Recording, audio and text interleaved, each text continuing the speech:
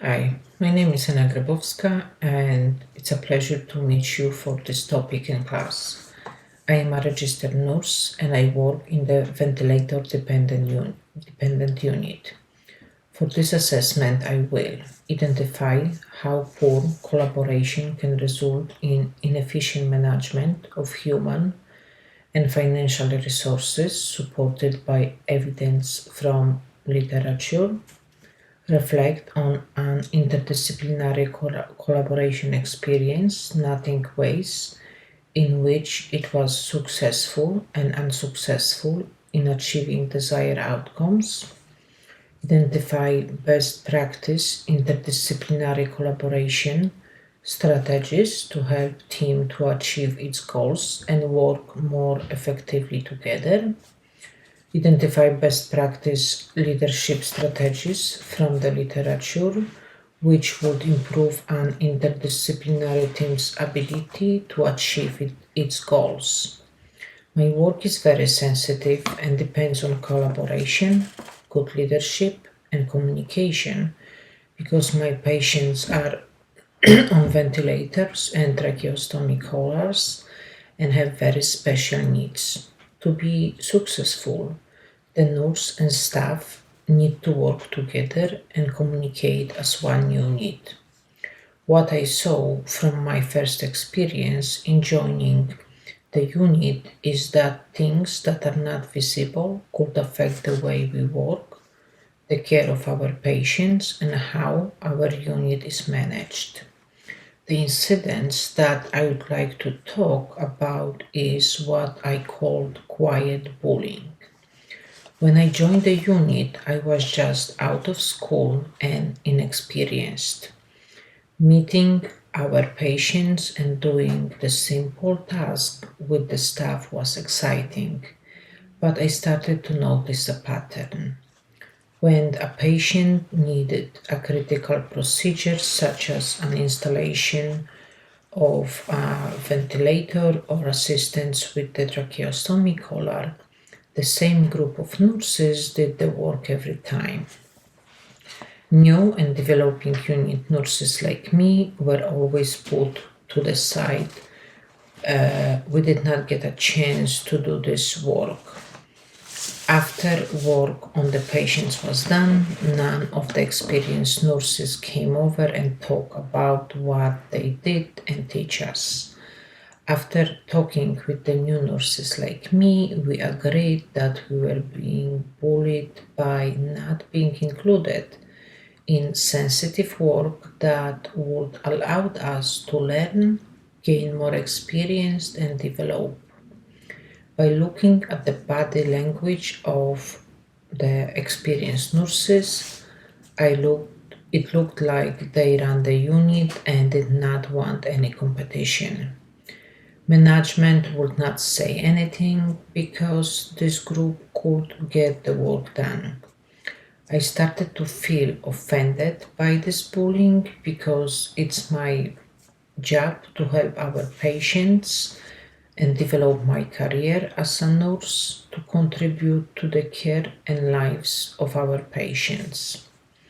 I feel that this was bullying because, according to the article in the Journal of Professional Nursing called Nurse Faculty Bullying Concept Analysis, us being excluded from fully doing our job and learning was a negative interaction between nursing faculty and repetitive behavior that create an imbalance of power and responsibility in our unit. I feel that my concern was justified because, according to the article in Perspectives in Psychiatric Care, called Relationship between Communication Skills and Care Behaviors of Nurses, communication is not only an ability differing from person to person, but also it's a skill that can be obtained with necessary training and experience. I clearly was not getting that training and experience because of this bullying. Also, there was little collaboration in our unit because of this.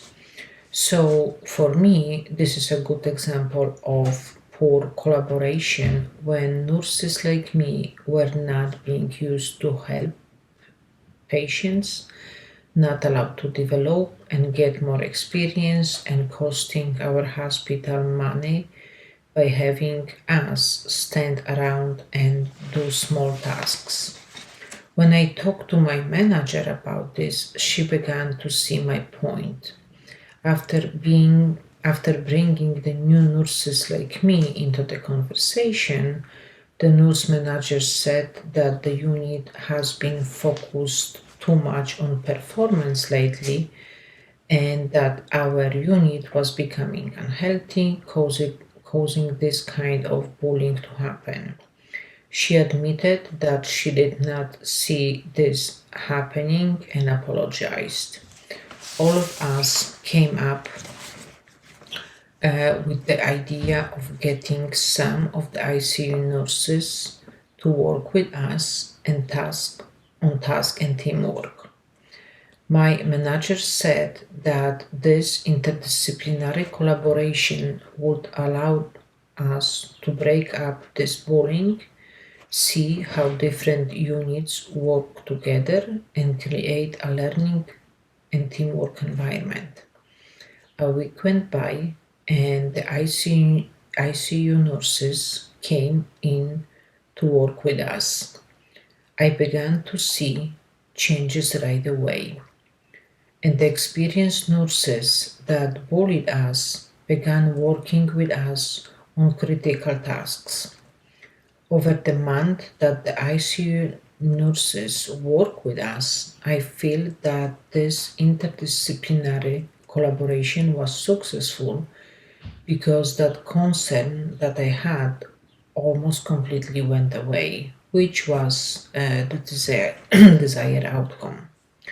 From what I experienced, I feel that one of the best practice interdisciplinary collaboration strategies that really worked to bring us together was getting our priorities back in order.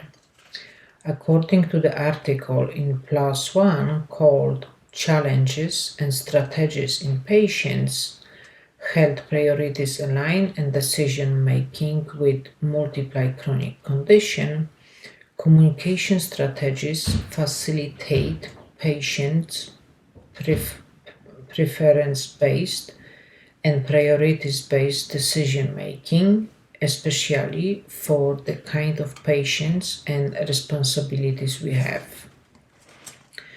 We were shown by the ICU nurses and training activities that our collaboration needs to be respectful and responsive to individual patient performance, needs, and values while assuring that patients' values guide all clinical decisions. We were shown that this is our job and main priority. When the ICU nurses work with us, they showed other team members how to do new things and made sure that their focus was the patient, not just who could do a better task. Also, I feel that one of the best practice leadership strategies that work to improve our unit's ability to work with each other and other units was the use of films. According to the article in Nursing Education Perspective called Shifting Strategies Using Film to Improve Therapeutic Communication and Nursing Education, film creates a safe space for staff and management to share their diverse emotional and cognitive responses. The films that were shown to us just that and were focused on multidisciplinary teamwork. The films allowed us to bring in our thoughts, concern, and experience in our conversation and forced us to work together in coming up with teamwork solutions and strategies before going back on the floor to help our patients. On the floor, the ICU nurses made sure that we were working together and doing what we all agreed to on our patients together. I saw that this was working, and the experienced nurses began to see the talent we have and how much we could contribute. In the end, I feel that this initiative was success. I feel that our unit became much better at working with each other thanks to this interdisciplinary collaboration and best practice leadership strategy example. I feel that our unit was more prepared to meet our unit goals and more ready to successfully work with other units of our hospital.